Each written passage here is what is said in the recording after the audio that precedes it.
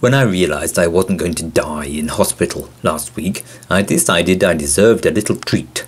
So I snuck over the road to the shopping centre and I bought myself a cheap set of oil paints. My first time with oils.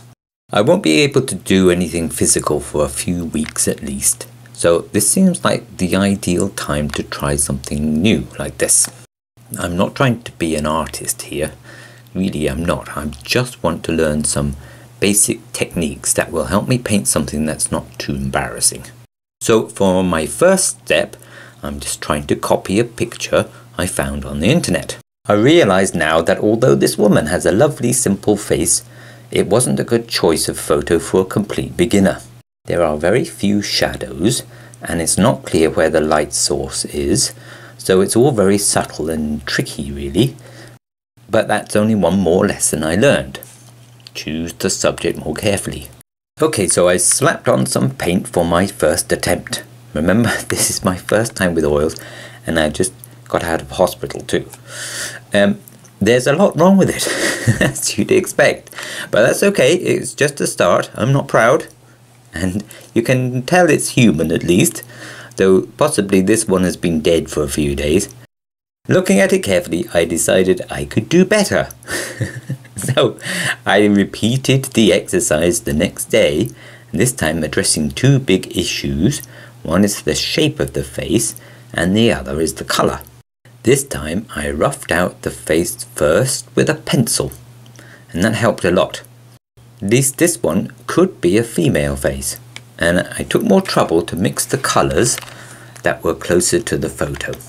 And it's an improvement which cheered me on, but it looks like a mad Frenchman wearing a beret, and he or she clearly has some sort of unfortunate skin condition.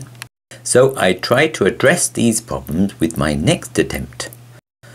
I also used a grid to get the pencil drawing more accurate in the first place, which helped a lot.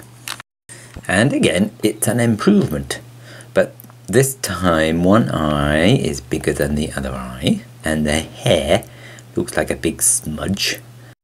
But I think the skin tones are much better. So the next day I made another one.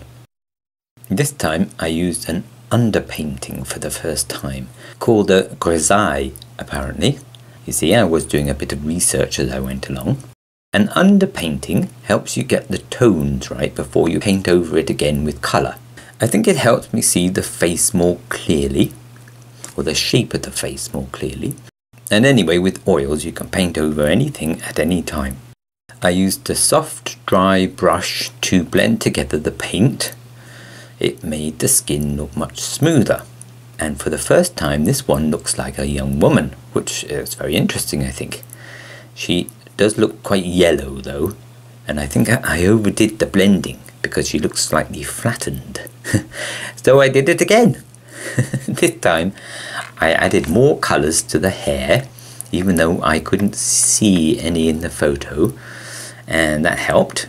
And I held back a bit on the blending, but she still looks fairly young. I added a little more neck, but it's not in the photo, so I made it up, and it doesn't look right, I don't think. Also, she seems very surprised about something. Perhaps because I hoiked up her eyebrows a bit too high, and one eye is definitely lower than the other eye. I measured it and it's only about 0.5 millimeter out, but you can see it clearly, can't you? So I painted her again. This time I took more trouble with the underpainting, and I think the neckline is better for it. Also the eyes are better, and she doesn't look quite so startled. There's a lot wrong with her still, but I think I'll stop now and do something else. But all in all, it's been a really interesting experience, and one I'd definitely recommend to anyone dabbling with paints. I learned such a lot, and I probably only used about €1 worth of paint. I have a long way to go, but I can see improvement at every step, so I'm encouraged to keep going. Anyone out there have any tips for me?